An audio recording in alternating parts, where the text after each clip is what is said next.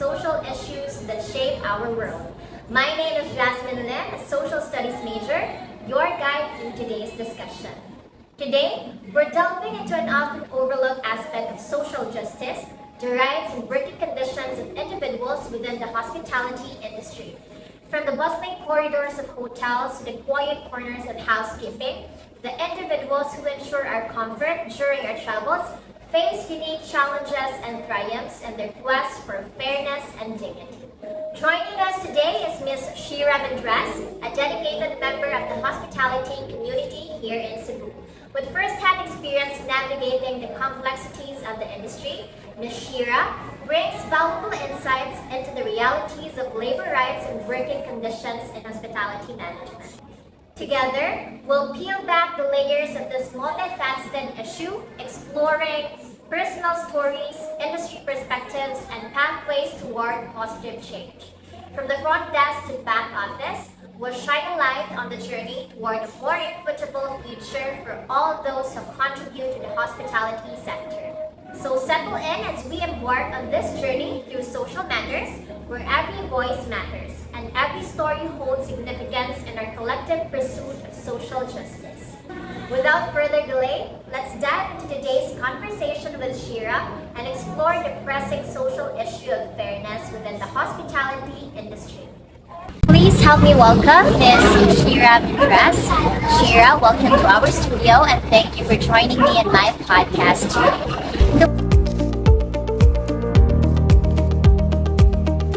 Before we start off, can you briefly describe your role within the hotel and your experience working in the hospitality industry? Well, I'm a front desk associate and I've been working for over a year and it's very challenging for me. And grabe sa siya because you should have the multitasking abilities. You should know how to reserve, you know how to maintain a good quality with the guests, and sometimes mag-concierge pa magaling mo. And I think that's all. So you said that you have been working in this type of industry for over a year now, and you also said or mentioned about the industry being a very challenging industry. What drew you then into this type of job? Well, honestly, it's not my first choice yet. My first choice is tourism, but I think it's the same when you have one with tourism and hospitality management. What made you stay then if it's very challenging? It makes me challenge like to have a patience with. Some what you take patience with honestly, but when it comes to work, I have even though grabe ka What? hectic, no, Pressure. the pressure that you hatag sa gas, it always have a patience yun and kalma rin yun kayo ang tanan. But then also have a teamwork. Wow.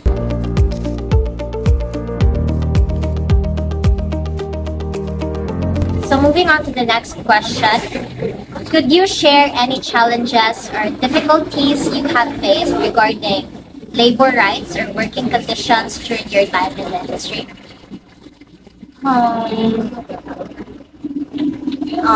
You're working for 9 hours, honestly, and that 9 hours straight, we don't have a 1 hour break.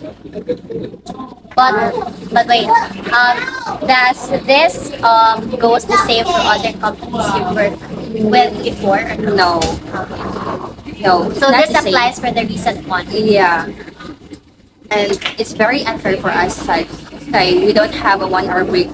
We have a 30 minutes or 15 minutes break, and it's very unfair yun. Kay, syempre, kailangan bayaran yun ng 9 hours. Tapos kakabayaran trabaho 9 hours, then di siya bayaran. And we have a 15 minutes or 30 minutes break. And grabe, when it comes to hospitality industry, busy man yun kayo. But we do understand that. But sometimes, magmahal sa fish.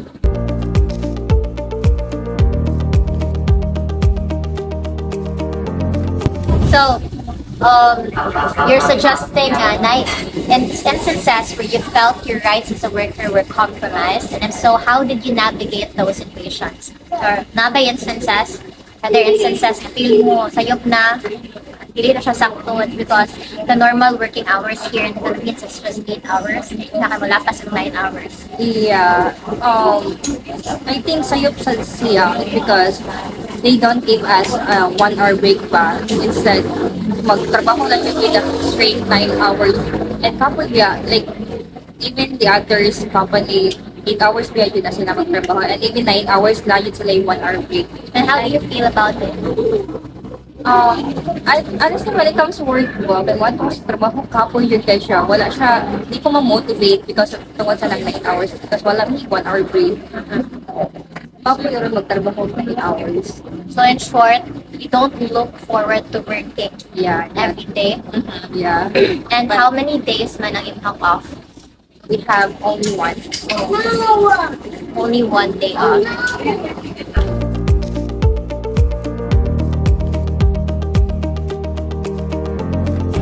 In light of that, can you discuss any specific initiatives or policies that have been implemented to promote a positive working environment? But upon stating that kind of issue sa imong workplace, did you try mentioning it sa imong supervisor or sa Yeah. management?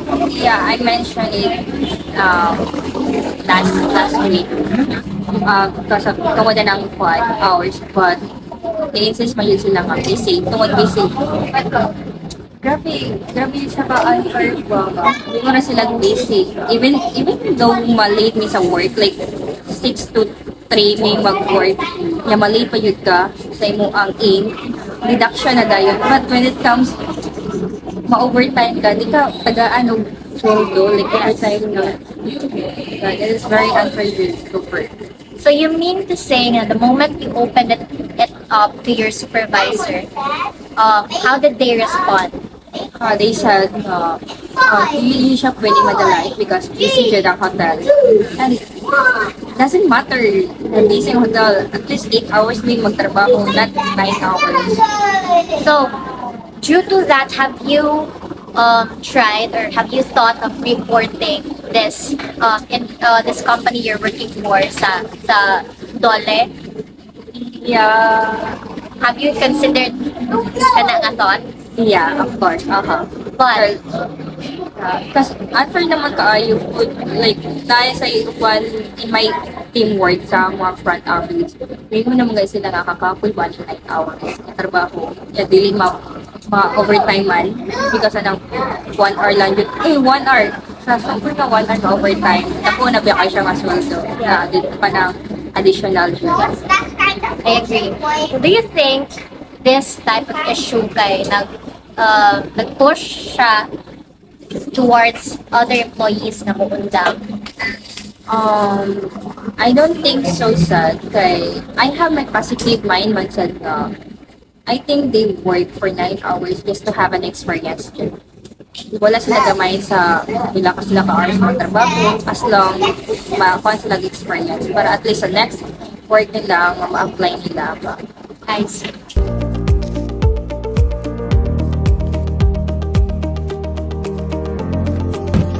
Moving on to the next question. In your opinion, what more can be done within the hospitality industry to improve labor rights and working conditions for employees? What do you think man ang kanang kaya pa mabuhat sa inyong management to improve this type of working conditions?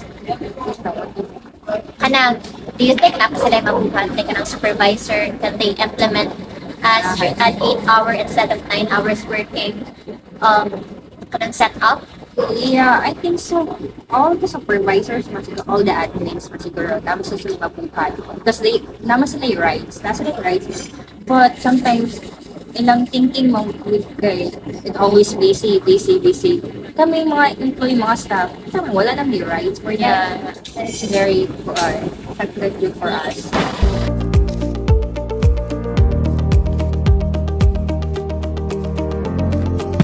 So, Shira, when you started working at this company, did you undergo a proper training?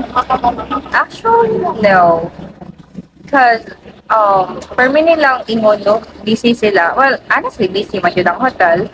But it doesn't mean na mag-hire pa man mo kung dili niyo yung proper training, di ba? So, for me, said no, like, it's very unfair sa tayo because mag-duty ka every day without learning. Like, wala dyan kayo ma-learn.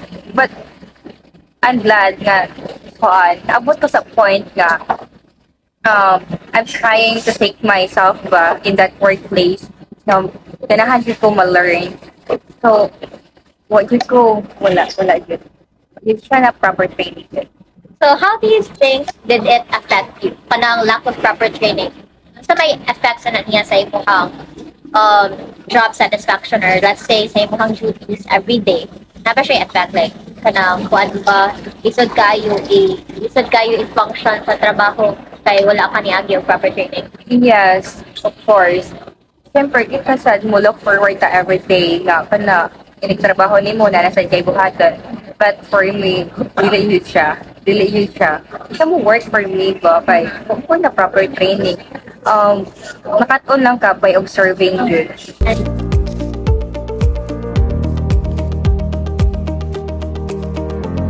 how can employees effectively voice their concerns and advocate for positive change within their organization?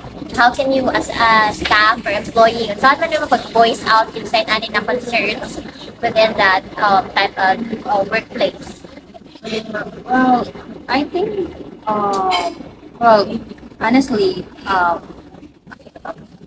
meeting is very important, like a department, like para at least all the problems na imo ma-encounter every day, ma-voice out nimo siya, and masultihan nimo siya sa supervisor. And that supervisor is masultihan sa niya ang team, so that makompany all the positive ones ba. So, you mean to say na naamoy open forum? Yeah. So you mean to say that you have conducted open forums for these types of issues to be discussed? Yeah, of course. And after that open forum, did you not notice or na-acknowledge ba ang mga issues aningan sa inyong workplace at sa kanyang nag-improve? I don't think so. I saw something changes ba sa amo but wala yun siya na-acknowledge, honestly. I see. And that is a bit of unfair yun sa inyo ha as an employee. Siyempre, kamo man ang naghago, you are the ones that run this type of industries. Without you managtrabaho, then these companies will not be as successful as they are today.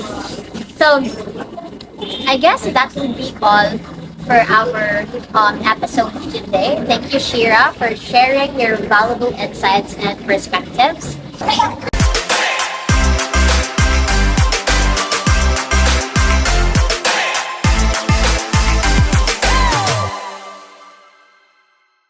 As we conclude today's discussion on the issue of fairness within the hospitality industry, let us reflect on the key points raised and explore possible solutions to address these challenges. Firstly, it is crucial to acknowledge the significance of labor rights and working conditions within the hospitality sector. From fair wages to safe working environments, these are fundamental aspects that impact the well-being of employees and the quality of service that they serve. Throughout our conversation, we've heard first-hand accounts from Shira and gained insights into the realities faced by hospitality workers. Their stories underscore the importance of listening to and amplifying the voices of those directly affected by these issues. Moving forward, there are actionable steps that various stakeholders can take to promote fairness within the industry. For the hospitality companies have a responsibility to prioritize well-being of their employees. This includes implementing fair wage policies, providing benefits such as healthcare and paid time off, and fostering a safe and inclusive work environment. Investing in employee training and development can also empower workers and enhance job satisfaction. Secondly, this one is addressed to industry associations. Industry associations play a vital role in setting standards and promoting best practices within the hospitality sector. By advocating for policies that prioritize labor rights and working conditions, these organizations can drive positive change across the industry. Third, government agencies and regulatory bodies have the power to enforce labor laws and hold employers accountable for violations. Strengthening labor regulations, conducting regular inspections, and providing avenues for reporting grievances can help safeguard the rights of hospitality workers.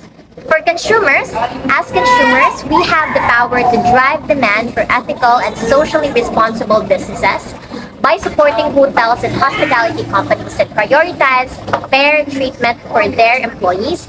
We can send a clear message that labor rights matter. Lastly, advocacy groups and nonprofits. Advocacy groups and nonprofits play a crucial role in raising awareness about labor rights issues and advocating for policy changes. By collaborating with these organizations, individuals and businesses can contribute to broader efforts aimed at promoting fairness and dignity in the workplace. As we conclude today's discussion on the issue of fairness within the hospitality industry, it is clear that the pursuit of social justice knows no bounds. From the front lines of hotel service to the boardrooms of corporate management, every decision and action shapes the lived experiences of those who call hospitality their profession. And shedding light on the challenges faced by workers and advocating for their rights, we not only amplify their voices but also reaffirm our commitment to a society where fairness and dignity are afforded to all. Let us carry forward the insights shared today as a catalyst for change, working together to build a world where every individual is valued and respected, regardless of their role or station in life. Thank you for joining us on this journey through social matters. Until next time, remember that our collective efforts are the driving force behind meaningful social change. Bye-bye.